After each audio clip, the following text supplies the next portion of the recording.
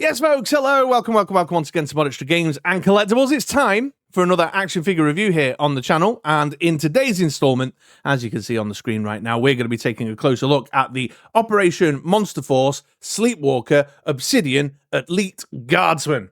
That's right, we're going to dive into and take a closer look at this brand new line from Fresh Monkey Fiction stroke Big Bad Studios, so that if you've been thinking about picking one up for yourself, then by the end of my video, you'll have had a good thorough overview and you'll know whether it's worthy of your cash or not. So stick around, I'll give you all the ins and outs, ups and downs. I'll talk you through the packaging and the peg presents if you're a mint in box type of folk. Then I will get into the figure itself, talk about the aesthetic, how it looks, talk about the articulation and get into some poseability options. I'll give you a rundown of the accessories and the added value, compare it next to a couple of other lines, and with all that said and done, that should have absolutely give you enough information to know whether this dude here is worthy of your hard-earned money. So let's get into it and let's jump back into time to visit past Chris, taking a look at the box for the very first time when this arrived on my doorstep. Okay, folks, well, let's have just a quick peek at the packaging experience, a little rundown at the top here. This arrived earlier today. I've been waiting at work to get my opportunity to crack it open, and yeah, the shelf presence is good. I like the look of the packaging here. Got this lovely kind of flavour to it that evokes the kind of mystical, occult tone of the, you know, of the intellectual kind of property that they're building here around Operation Monster Force. Nice digital render of the figure there, front and center, showing off what you're getting in the box. Some lovely artwork in the background of some like creepy, weird, you know, steampunky, occulty science stuff going on, which is all lovely jubbly. Then on the back, we've got a different digital render of the figure, some cross-promotional stuff of the other figs that are available in this first wave. Nice bit of flavour text across the back there. I'll let you pause and read at your own pace, but I'm pretty certain that mirrors the text that you'll find on the website in any case. The sides are pretty standard. You've got this kind of gravestone-y kind of look there in the background. A little bit of blood red creeping out the bottom. All the various logos and stuff, and the name of the figures. That's nice if you like to kind of bookcase up your mint in box stuff. Then we've got this leaf cover here that opens up, velcroed down. My velcro isn't very well glued on, and in fact, when I first opened it up to take a peek, the glue was more prominent than the velcro in terms of holding it together. But nonetheless, we've got some artwork on the inside here. Although I'm a little loath to show the artwork there because my man Lawrence over at Punk with Toys got bloody copyright struck, so I don't know if that's a thing. But anyway, a little bit of comic book storyline stuff there to bring it to life, and then of course the windowed box showing off the figure itself with all the additional goodies, which is a nice bit of presentation, definitely, and very enjoyable for the mint in box types, I would think. A little bit of interactive element when keeping your figures in the box. So lovely jubbly, yeah. So very, very nice shelf presence, very interesting packaging experience. We'll see how it goes in there because it does look like they're tie wrapped in. And as we well know, regulars around these parts will know, tie wraps and tape in these boxes are my nemesis. But overall, yeah, interesting box. So let's go and crack this bad boy open, have a little bit of a play with it, and then I'll come back in a couple of days with some review thoughts for you. All right then, folks. Well, here is the Elite Obsidian Guardsman as he came out the packaging. Let's move on to some review thoughts now, and I'm going to start by talking about the aesthetic qualities of the figure, discussing the visual experience that I've had with him. And I'm going to call it out right now up top. Very, very happy. I have enjoyed the visual elements, the visual qualities of this figure a great deal. Now, here he is, head to toe, just a full head to toe look. And the first thing that obviously speaks to me, and I think will speak to many of you folks out there, is that the design clearly evokes that classic Action Force Red Shadow look and feel. The shape and sculpt of the helmet, the design of the uniform, all very kind of classic Palitoy Red Shadow kind of stuff going on there, which means that it's plucking very heavily on my, on my nostalgia heartstrings there, and is one of the reasons why I was visually attracted to this figure in the first place to make the pre-order, and it has come to life really well in the 6-inch 3-dimensional plastic form. It is, of course, a modernised update, so it's got much more elements within it to, give it the texture and depth that you now get with a 6-inch action figure into this day and age. But ultimately, my main aesthetic attraction to it, and it's nailed it, was the classic Red Shadow style look.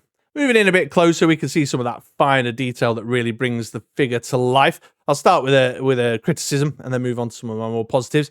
The helmet is a bit shiny. You got a shiny helmet there, Obsidian Guardsman. You must spend a lot of time polishing your helmet, but more to the point, it clashes. The black doesn't line up very well with the other blacks on the figure. The closest I would probably say is the boots, in fact. So I'd have liked it to blend a little bit more in. However, speaking of the helmet, for what little is going on there, there's quite a lot going on there to bring it to life. The helmet contours are really good. Obviously, the shape and style, as well as the rest of the uniform, has got that evocation of kind of Nazi SS uniform type stuff to really communicate that sense of evil about them. We obviously associate that with evil. So the helmet contours got that kind of classic German armed forces style to it. But you can see these little sculpted kind of nicks, and he's got a dent there where he's obviously taken a whack on the back. And then you've got the kind of face mask piece going on here. The paint applications are well applied as well. So you've got the Obsidian, whatever they're called, the Obsidian Order symbol on the top of the helmet there, and then these kind of like eye slit holes there. But they've communicated a lot with the eye slit holes too, to give him a sense of kind of evil, starey menace, which I think is really, really lovely.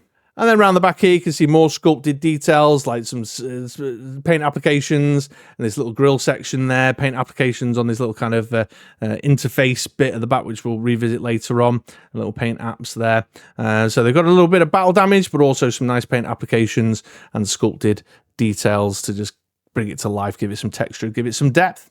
Moving a bit further down into the main body, you can see all the individual sculpted details and paint applications. Really love little things like, see how the textural detail, the fabric detail on the jacket, because it's like this kind of leather coat thing, so it's got this kind of bit of a leather sheen to it, but how it sort of pulls tightly around where he's done his buttons up. Really, really lovely piece there. But you can see these pockets are all individually sculpted, all the buttons individually sculpted, the collars and stuff. A little bit of paint applications here on his little lapel insignias, which is really nice. And then got these really great fine detail kind of paint applications with the stripes going along the trimmings of the coat here. So you can see up there across the lapels and down into around the edges of the pockets and along the front. And then each of the buttons are really neatly individually painted. And you can see that detail continued there in like his epaulets here on the top of the shoulders too, which is really nice. And then while I'm talking about the shoulders, you can see this little sculpted padded section across the top of the shoulder there, and the fabric detail, the texture detail with the creases and stuff coming down the sleeves here, bunching up at the top of the gloves, and then details in the gloves and on the back of the knuckles on the hands. Lovely stuff, really brings it to life. That carries on down into the trousers as well. You can see that textural detail in the trousers. You can see these little padded sections here. The boots looking nice and shiny and leathery. Been polishing the boots well, keeping up. But again, the boots have got a little bit of wear and tear on them as well. I don't know if under my lights you can see it. Where is it now? It was around here. These a couple of knocks and scrapes up here. I thought at first maybe it was a defect, but it's actually on the other, on the Crimson Sleepwalker that I got as well. So they're obviously reused boots, so it's an intentional bit of like wear and tear, which I think is really cool. But you can see the contours and shapes in there as well, which is really, really nice. Sculpted and painted belt buckle there, always a plus with me. Very nice to see. And then also he's got this like little kind of rubbery skirt piece to show, kind of have the jacket hanging down across the front here. I was a little critical of this method when they used it on a couple of G.I. Joe classified figures. I didn't like it on, who was it now? Snowjob, I think, off the top of my head.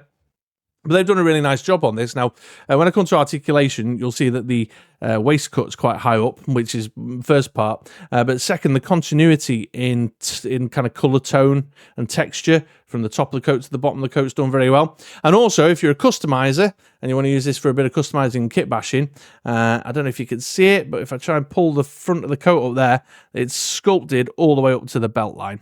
All the way up to the belt line, so it's obviously reused legs from another figure there. The colours are good as well, a couple of different shades of black in there to bring it to life, and obviously the red trimmings also add to the kind of narrative, the storytelling piece that they're doing with these figures, because the red sections then kind of connect it and tie it neatly to the Crimson Guardsman that this guy is the elite of, you know. So that works perfectly too. So it's a nice color palette, works really, really well. Yeah, lovely looking figure.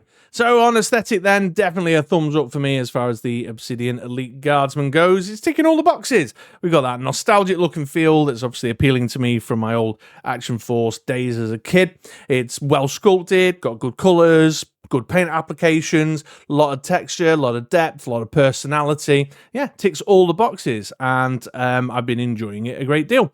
So yeah, the visual experience, the shelf presence of it is pretty good, pretty damn good. And well, yeah, not much else to say there. There's no and. I think it's a good looking figure. So there you go. There's aesthetic. Let's now take a look at the articulation. Talk a bit more about posability, shall we? All right, getting started at the head then. We've got a ball at the top of the head, then a hinge in the neck, and then a ball at the bottom of the neck. So really pushing out the articulation as far as head movement goes. So as you can see, really good down, really decent up, all the way round, tilt, swivel, tons of movement and action in the head and neck department. Then moving down into the shoulders, we've got a butterfly joint here underneath the coat. So you've got a bit of shuffle back and forward, although it is a little bit restricted by the coat across the front. And then it's a pegged in shoulder with a hinge, so you can get him out to the T-shape like so. Give it a spin all the way around as well, like so as well. Got a swivel here at the top of the bicep and tricep. A lovely pinless elbow that'll get you up to there. And then it's a pegged in hand that can swivel all the way around. And then these ones that were running out of the packaging have got a forward and back hinge on them there, but there's a load of hand swaps with all different. Some of them are up and down, some of them are forward and back. Then into the torso, it's just a ball joint here at this kind of high waist point, which is all right. Definitely good for the swivel, bit of you know, tilty, swivelly action. Although your ab crunch, your forward and back is limited as a result of that choice there. Then coming down into the groin, it's a ball joint at either side there at the hips. So you've got decent forward and decent back. However, this bit of coat gets in the way, so you can see there. The coat preventing some of the movement, and then you can get out for a nice Russian ballet splits. Thigh cut here at the top of the thigh, giving you a swivel there. Double knee joint that gets you up to that point there. Swivel at the top of the boot. And then a hinge and rocker at the ankle there, giving you your feet articulation.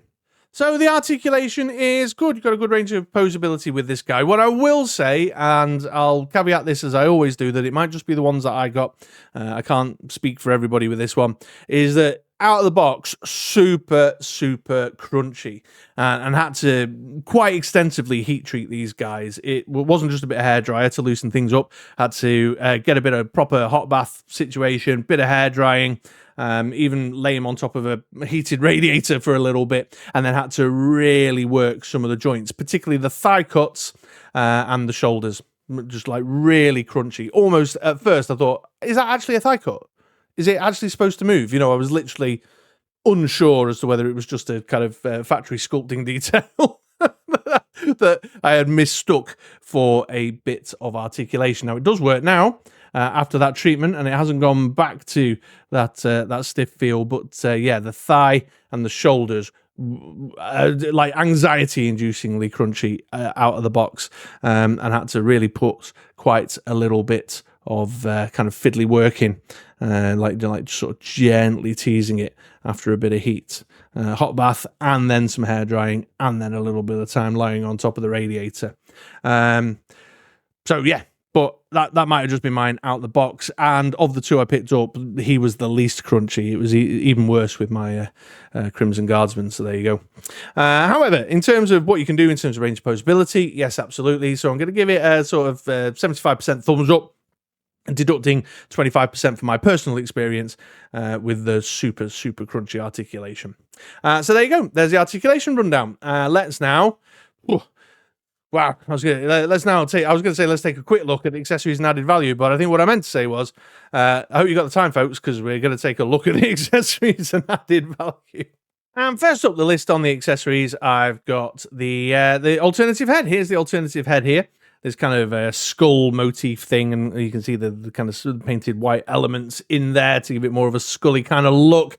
with these kind of gas mask breathers, this grill at the front, and then these nasty, evil-looking, glowing red eyes. You can see there's a nice wash been applied over some of this stuff as well, just to give it some texture and some depth. Nice contours, well-applied paint applications. The helmet there is like the first one. It's got a few dings and knocks and this kind of fin coming up the front.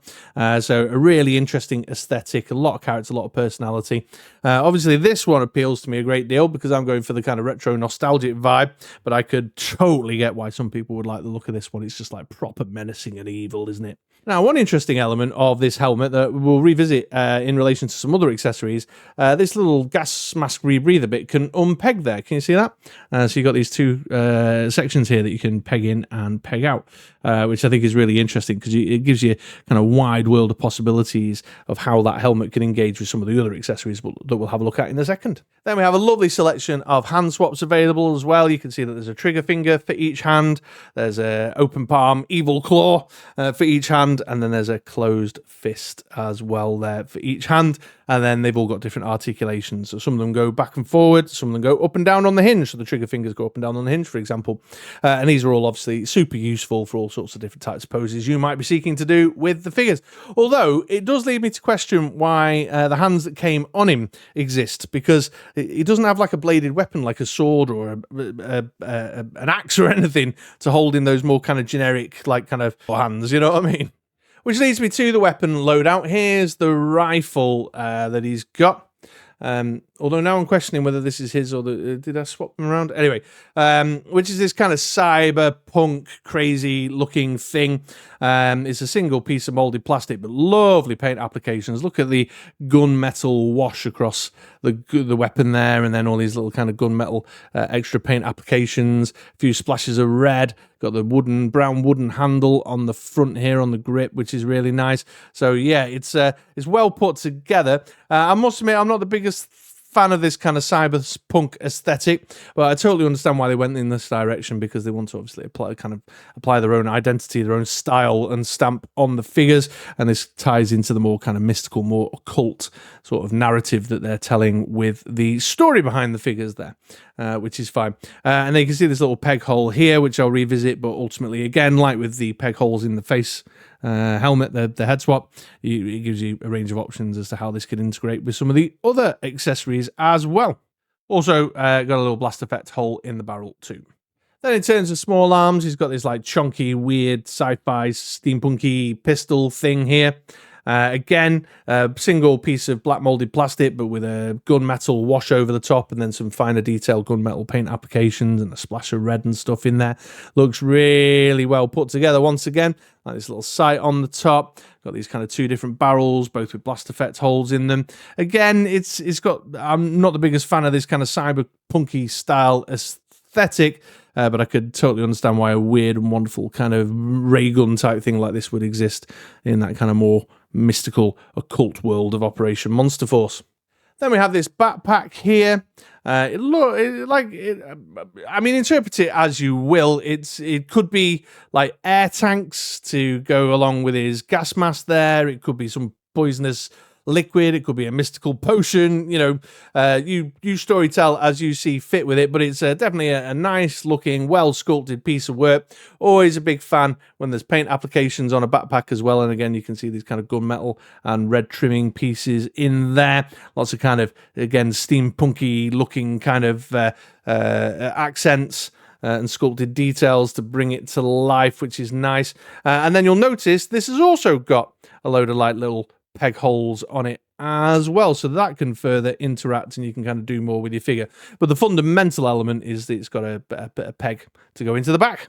And then we have just this massive selection of like little peggy-inny bits and tubes and stuff that you can play around with. So all those kind of peg holes that I've been showing you in the face mask, on the gun, on the backpack, you can just like do a little bit of customization to your heart's content, really, to make it look and feel how you want to feel. So if you want to pad the backpack out and get some stuff pegged into the backpack and make it look even more wild and wacky, you can do. If you want to make his gun, the rifle, like a bit of a ray gun rather than a bullety gun, then you can sort of tube pipe it in, plug it into the hole there, and then plug it into the backpack. So it looks like it's firing some weird mystical thing out of his backpack. Change up the look on his mask, all sorts of stuff. You've got a couple of little pegs over here. You see these two? A couple of little pegs there for the ones that have got holes in them, so you can put the peg, and obviously, it goes male to male there. Stuff to go in his face mask, just loads of options. Now, obviously, in the interest of time for the review, I'm not going to go through a wide variety, but you can do an awful lot with this just to give it your own little personal stamp and add the type of personality to the figure experience that you want to add. So let's say you're an anime fan, you like Wolf Brigade, you want to give it a bit more of a Wolf Brigade vibe, you could probably unplug that and then go for, I don't know, something like this. Pop that in there. Get one of the shorter tubes, he says. Look, should have prepped this up before I started filming, shouldn't I? Plug one end in one end of the tube, one end in the other side. You get the idea. So now it's like some kind of breathing apparatus, or I don't know, it's pumping some evil, mystical, nasty bastard freak out potion into him or something. I don't know, whatever. The range of possibilities is endless. Or you can embellish up the backpack a bit and stuff. I've been pretty boring, to be fair. I just plugged a load of it into the holes in the backpack. You can plug one of your longer tubes into one of these at the side and plug it into the side of your gun. I've been a bit more pedestrian, to be honest, and used one of the pegs and that as a gun, bit of rifle storage on his backpack there. But yeah, you could just fiddle around and, add bits and do what you want to suit the flavor, what type of flavor you want with your dude. Still not done, folks. I told you the accessory section was going to be a long one on this one, because next up we've got some kind of special effectsy pieces.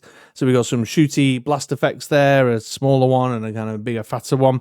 We got a little wisp of barrel smoke there, and then we got some kind of crackly, magic-y effect type stuff, again, to allow you to do the type of storytelling that you want to do with the figure, and you can interchange these as you see fit. So you might want to plug your rifle into the backpack, make it look all kind of mystical and stuff, and then have it zapping out kind of weird, freaky energy, or you might want to just go, it's got a magazine on it, or a clip.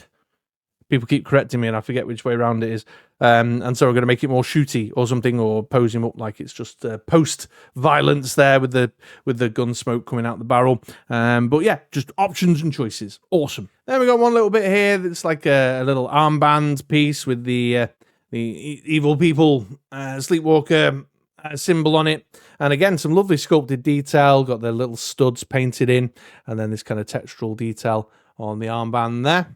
And then finally, we've got a foot stand. It's in a tombstone design with Operation Monster Force cut into it, and then all these kind of rocky cracks and crags and stuff in it too. A little bit of wash across it as well to give it a little bit more flavour and depth. So you could obviously use it kind of standing upright like that as a little kind of display logo, or you've got the pegs in there to stand him on, and you've got the Sleepwalker printed across the front, or you can obviously peg him in that way with the flat front on it. Big fan of foot stands. I think that every line should include a foot stand as standard. And this one's really cool. Got a lot of flavour, a lot of character to it, which is really nice. Yeesh, holy moly, hey. Well, I hope that's not turned out to be an enormous segment that's made my video super, super long. But obviously, I've got to give that accessory selection a thumbs up, because that really is the definition of added value. Certainly justifying the slightly higher price tag when compared to, say, G.I. Joe Classified, for example. Lots of storytelling, lots of options and variety to open up your world of possibility with your displaying and posing and what you want to do with the figure. Am I the biggest fan of... Oh, I just knocked the camera. Sorry, folks. Am I the biggest fan of the steampunky weapons? No, but I actually, the more I play around with them, the more I look at them, they've got a lot of flavour and a lot of personality, and definitely giving that kind of narrative element to what the Operation Monster Force whole story is about. They speak to that. But yeah, tons of stuff. I've been playing around with it loads and just messing around with different options, and like plugging in his face mask and plugging in his gun and plugging a few of these into his face mask to see what kind of different aesthetics I can get from these little rebreather sections and all that. Just brilliant. Definitely a big thumbs up on the accessory selection. Okay, folks, well, here is the Obsidian Guardsman next to a Crimson Guardsman and Cobra Commander, the retro cardback Cobra Commander from G.I. Joe Classified series. The Crimson Guard, I suppose, arguably the sort of spiritual successor of the same spiritual successor of what the Obsidian Guard is inspired by. I didn't articulate that well. You guys know what I mean. They're both inspired by classic Red Shadow figures. I'd probably say when it comes to putting it next to G.I. Joe Classified, which I think a lot of you folks out there like me would be eager to do. It's an okay fit. I think tonally a little bit different if you get what I mean, in terms of like texture details and color tones and stuff. The head looks a bit fatter, but overall a decent fit, I think. Here's the Obsidian Guard next to a Range Viper, because that was like, the creepiest I could think of. Oh, I should have got Shadow Tracker out. Oh, never mind. Well, there you go. He's got a skull face. So that's what it works. And here he is next to the Crimson Moon division of the Sleepwalkers here. Review coming soon. Although, for the avoidance of all doubt, this blade's not his. That was me just messing around with some stuff when I was taking some pictures earlier. All right then, folks. Well, here is the Obsidian Guardsman going around on the turntable, so you can get a nice 360 view of the fig. And while you take a peek at that, I'll offer up some final thoughts. And ultimately, I'm happy. I'm really happy. Yeah. What do you want from an action figure? You want to have fun. And he arrived 5 days ago, and I've been having loads of fun. I've been playing around with him and his little Crimson Guard buddy. Tons since they came. Oh, I don't know if it's me or not, but like little fiddly bits where you can unplug things and plug things back in and experiment with the look and feel of the figure obviously appeals to me greatly. I'm obviously a massive fidget. Dude's got to get through work from home Teams calls somehow, I suppose. But lots of fun. I went in on it for the nostalgic aesthetic, which I'm definitely getting, the nostalgic aesthetic, but I've found him to be a really interesting looking figure, very eye-catching, a lot of shelf presence, and a lot of playability. So I would probably say that the Obsidian Guardsman, I recommend it, absolutely. It's dangerous. It's dangerous, to be dropping into another line like this, and I think I'll probably carry on as I have done now, where I've been sort of picking up characters, I've picked up characters and have pre-ordered characters that I think will complement the kind of core G.I. Joe Classified center of my military collecting, but as something to add a bit of flavor, something a bit different. Obviously, can't wait for the Crimson Moon stuff coming next year, or probably the year after at this rate. How long did these fucking take to get here? But, Crimson Moon in 2027, folks. But I'll probably stick to things that appeal to me on the nostalgic aesthetic, or like the general, the spy figures and stuff. But very happy with the figure quality. Very happy with the articulation. Overall, I think it's a great piece. So Mod Extra recommends. So there you go. If you've been thinking about picking one up for yourself, hopefully the thoughts I've just given you and the review I've provided will help you make your mind up. And if you are looking for them, it's a Big Bad Toy Store for you. Or if you're here in the UK, you want to head on over to Kapow Toys. They're the UK supplier over here.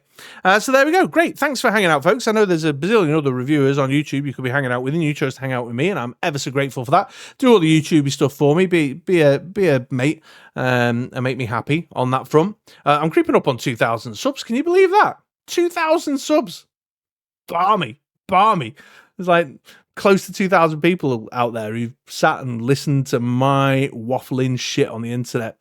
But nonetheless, thank you very much. I hope you have a great day. I hope you have a great week. I'd love to see you around these parts again sometime soon for another vid. Take it easy, folks.